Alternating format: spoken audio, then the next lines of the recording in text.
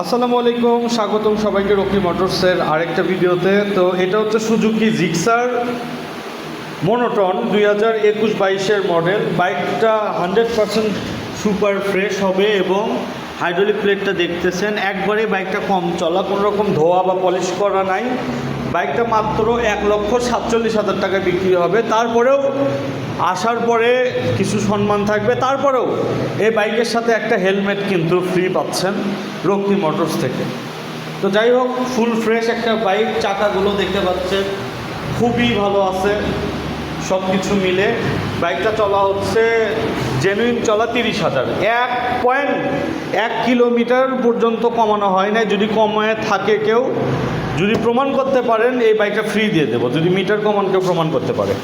এই বাইকটার কালার এখনও কালার দেখেন কত সুন্দর, 1,47,000 টাকা।